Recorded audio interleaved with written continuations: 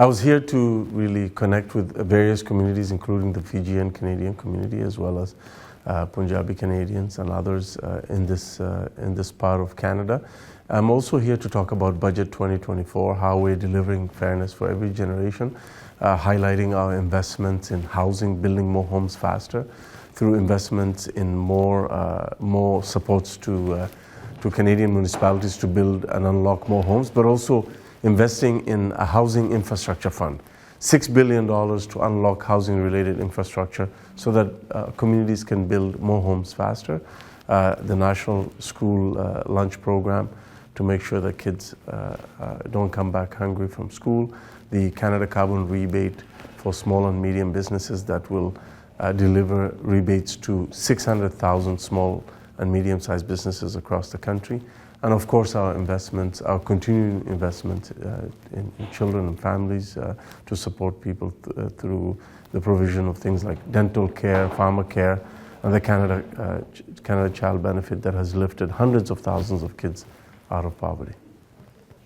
Minister, since you are here to talk about the budget, one of the latest and very exciting piece in the budget is for the first time home buyer saving fund, where it is deductible on entrance, but no penalty on taking the money out. Yeah, you're talking about the first time home buyer tax-free savings account, where potential home buyers can save up to $40,000 tax-free towards paying their down payment on the first home.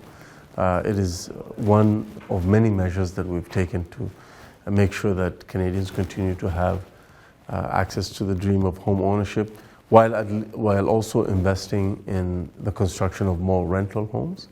For example, we removed the GST on the building of purposely built rental buildings, and many provinces have matched that with the removal of provincial sales tax. So now, in many parts of Canada, developers have an incentive because now they have 13% lower cost in building purposely built rental apartments. Mr. Further, the capital gains tax. Yeah. There seems to be a lot of confusion about it, whether it is worse than from before or it is better. The new capital gains tax is better for the people. There are more exemptions. Can you explain that in a detail? Let me start by saying what we're doing is we're asking the very wealthy, the very people at the top, to pay a little bit more so that we can invest in dental care and pharmacare, building more affordable housing and more infrastructure for communities. This will impact 0.13% of the Canadian population, roughly about 40,000 people. And a couple of things to clear off. It's not a tax increase, it's an increase in the inclusion rate for people who make a capital gains increase in any given year that is above $250,000. So a couple of things that need to be clarified. Number one, as usual, your primary residence is not included in the calculation of capital gains.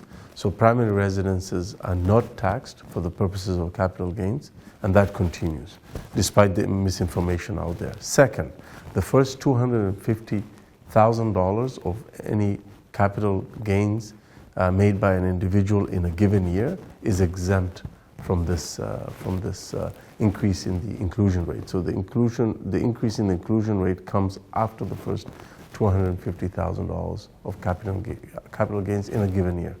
Third, we have actually increased the capital gains lifetime exemption from $1 million to $1,250,000 for individuals. So in many ways, when you combine that with tax exemptions and deductions that businesses enjoy, as I said, this will not impact the vast majority of people.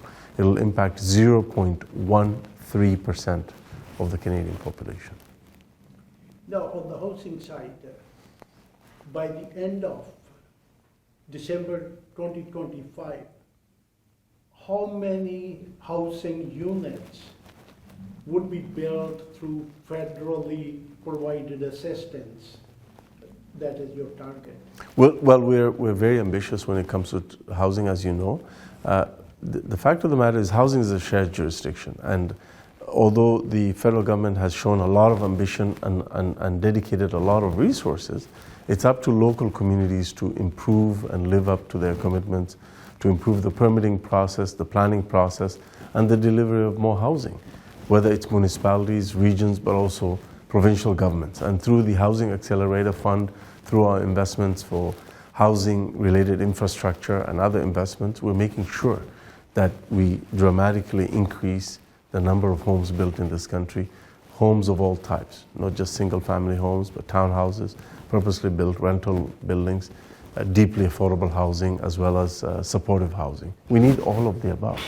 And through our leadership, we're also emphasizing and prioritizing the immigration into Canada of people who are skilled at home building, so that they can help us build more homes faster. There's a shortage of skilled labor when it comes to home building as well as healthcare sector. Those two have been prioritized by our immigration system, so that we can have more of those skilled immigrants to come and help us fill those shortages. But in terms of delivering on those ambitious targets, we're doing our part, but the cities and the provinces have to also step up, and British Columbia has always stepped up in that regard, and that's why we're able to achieve a lot together with the government of British Columbia as well as municipalities here. Thank you so much.